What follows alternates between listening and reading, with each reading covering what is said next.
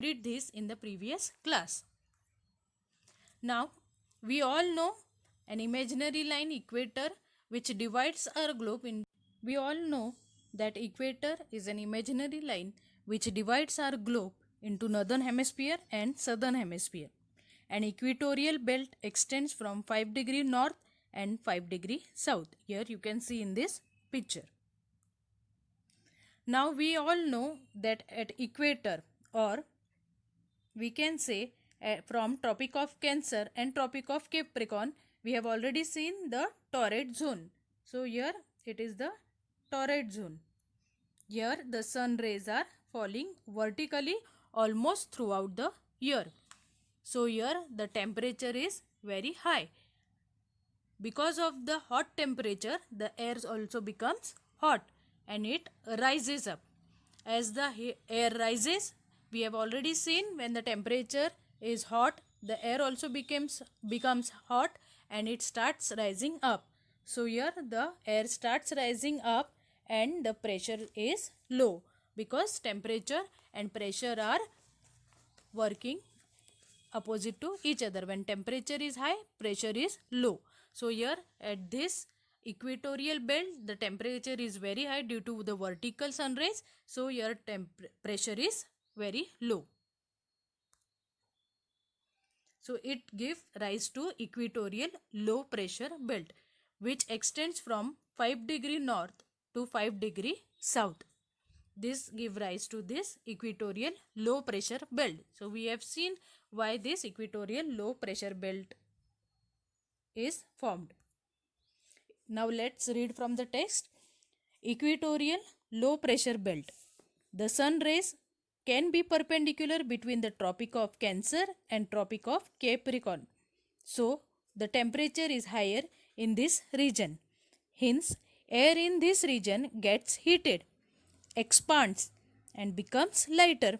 So we have already seen when air becomes hot, it rises up. We have already seen the experiment of the bottle and balloon also. Becomes lighter and moves towards the sky. As this process operates continuously, a low pressure belt gets formed in the central part of this region between the parallels 5 degree north and 5 degree south. So here 5 degree north and 5 degree south equatorial low pressure belt is formed. So now we have seen the equatorial low pressure belt. When temperature high, pressure is low. We know this very well. Now as I have given in this figure number 2, let us tilt our globe and then try to understand the other pressure belt. Mid-latitudinal high pressure belt. Now we have seen that air becomes hot and it starts rising up. So here it is shown. The equatorial low pressure belt is there and the hot air is rising. When warm air rises up, after a certain point, temperature drops because it becomes cool. It stops rising up.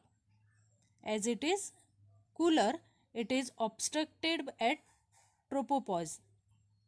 Tropopause is the adjoining line of troposphere and stratosphere. So at that place, at that point, the air started spreading. It becomes dense now. Because it is moving higher, it cools down and it becomes dense.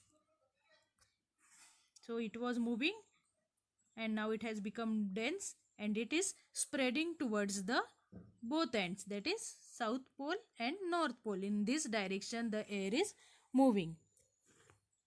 As air is moving, it becomes denser and after certain point it sinks to the surface because it cools down.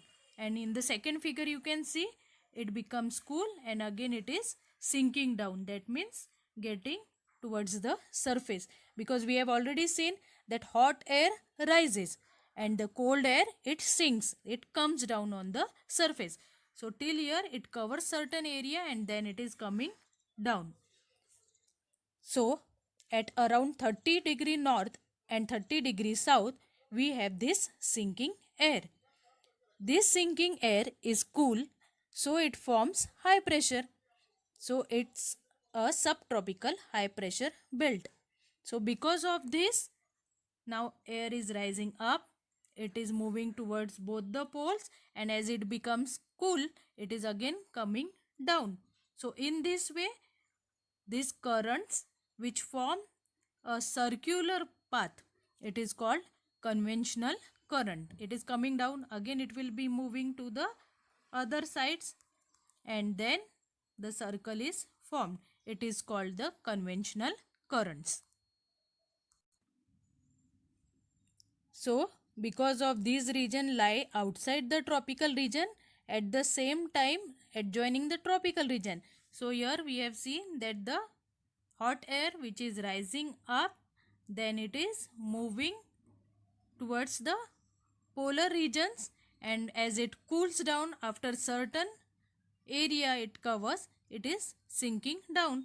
After certain area, after certain region, it is again cooling down and it starts sinking. So here it is coming down at 30 degree south and 30 degree north. In this way it develops the conventional current. So I think it is quite clear from this figure. You can understand we have tilted the map. Here you can see south and here it is north. So in this way, mid-latitudinal high pressure belt is formed. Now let's read it. The heated air becomes lighter, starts ascending. Ascending means it is again rising. It is moving upward. And after reaching high altitude, moves towards the polar region, that is towards north and towards the south pole. We have already seen this, that how it is moving towards south and north pole. Due to low temperature at the higher altitude, the air cools down and becomes heavier. That means it starts sinking. This heavier air descends. Descends means it is coming down. It is sinking in both hemisphere in the regions between 25 degree to 35 degree parallel. This leads to the formation of high pressure belt in these parallels of latitudes in both the hemisphere. This air is dry, hence the region does not get rainfall. Consequently, most of the hot deserts on the earth are found in these regions. We have already seen that conventional currents are also developed here. Students, now go through the textbook, read equatorial low pressure belt and mid latitudinal high pressure belt carefully. Also go through the figures diagram given on page number 17, and then you can understand the mid latitudinal high pressure belt and equatorial low pressure belt. Thank you.